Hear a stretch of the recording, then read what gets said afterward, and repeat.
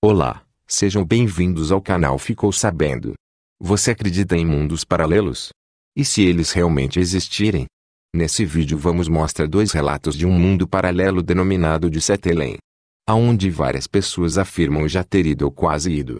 De acordo com os relatos, é um mundo bem parecido com o nosso, mas com algo diferente e algo mais sombrio. Então vamos conferir o vídeo e tire suas próprias conclusões.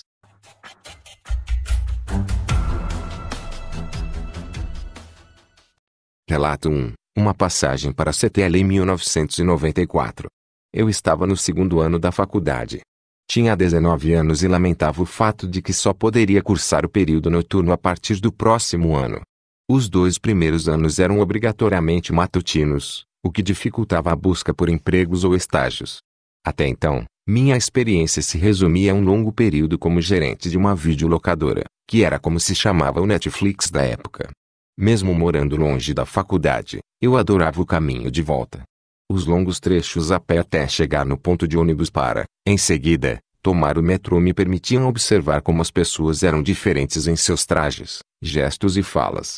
Tudo aquilo era subsídio para novas histórias que eu, diariamente, escrevia. Também aproveitava o caminho para ler.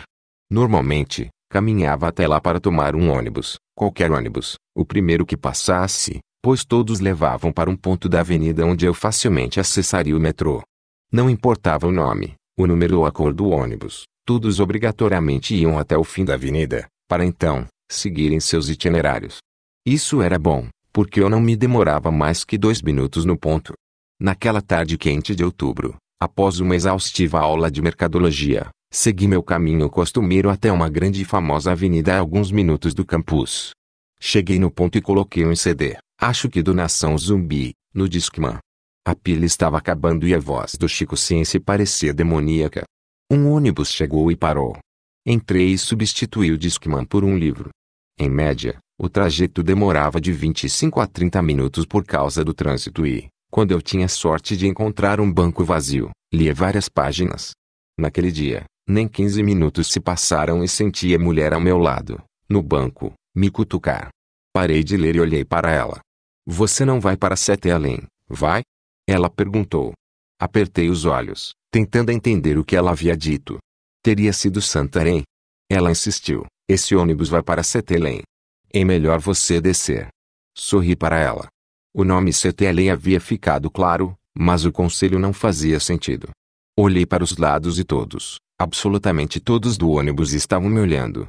Uma outra mulher, em pé, um pouco mais à frente, falou, vai.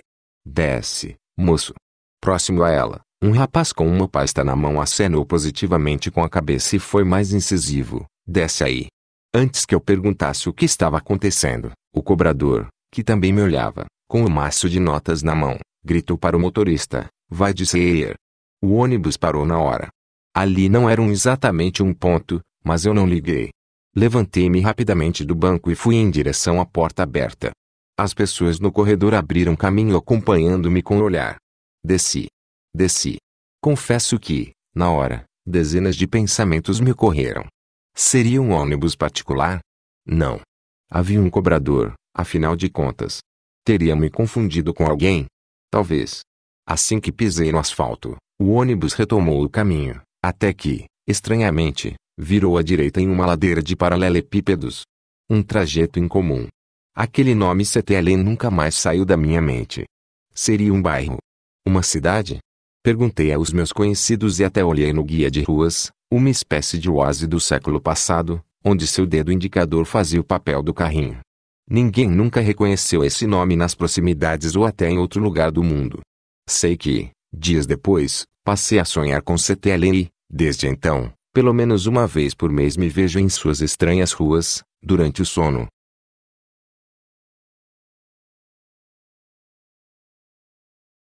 Relato 2. O tambor misterioso.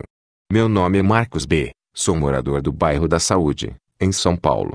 Quando me mudei para essa casa, encontrei um tambor grande dentro de um closet. Era um instrumento de 1,5 metro de altura, com um raio grande. Nunca consegui identificar se era indígena ou africano. Na verdade, não parecia de lugar nenhum. A madeira era escura, dura, mas estranhamente leve e o couro. Em nome de Deus. O couro parecia pele de gente. Meu Jesus. Bom, nunca mexi naquilo, mas também nunca joguei fora. O fato é que na primeira festa que dei aqui, um casal de vizinhos mais velhos aqui do bairro perguntou sobre o tambor. Chegaram a oferecer muito dinheiro por ele e eu concordei em vender, mas a transação em si ficou para outro dia. Naquela mesma noite, após a festa, um homem tocou a campainha de casa.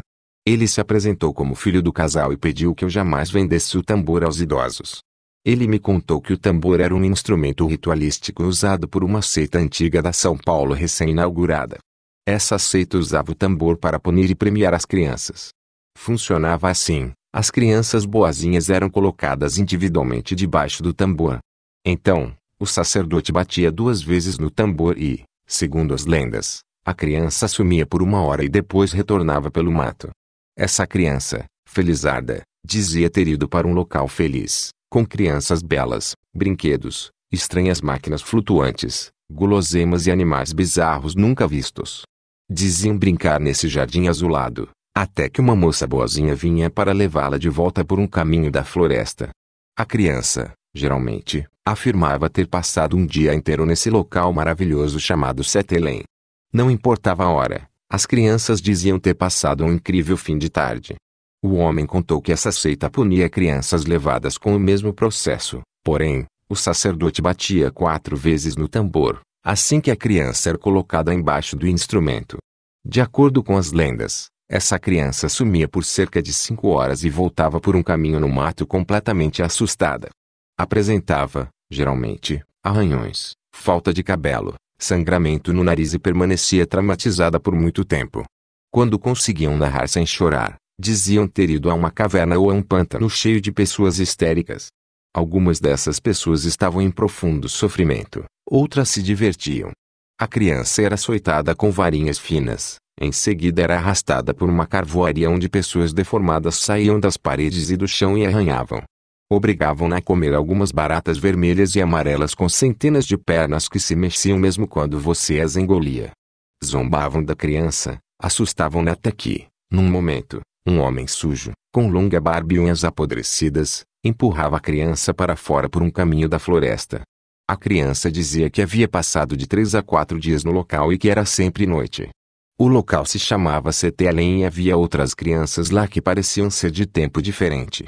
Após o homem me contar a história, ele implorou que eu destruísse o tambor e não vendesse aos pais dele. Segundo o homem, os pais dele e o antigo morador da minha casa haviam tentado reviver a seita há alguns anos e que, quando ele era criança, testaram o tambor com o irmão dele. O homem afirmou: meus pais colocaram meu irmão dentro do tambor. Só que eu, sem acreditar na história e com a intenção de zombar das crenças deles, bati no tambor não 2 e nem 4, mas 7 vezes.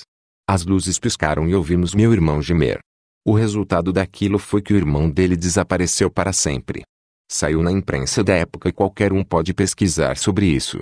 A família foi acusada de sumir com o irmão dele, mas não deu em nada. Bom, o fato é que não acreditei no homem, mas concordei com ele. Juntos, destruímos o tambor e, no dia seguinte, falei para o casal que havia deixado cair e quebrado.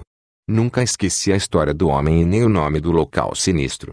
Sempre contei essa história para meus filhos e quando eles viram essas matérias sobre o CTL vieram me mostrar e, por isso é que aceitei contar essa história para você, Luciano. Desliguei a câmera arrepiado e agradeci.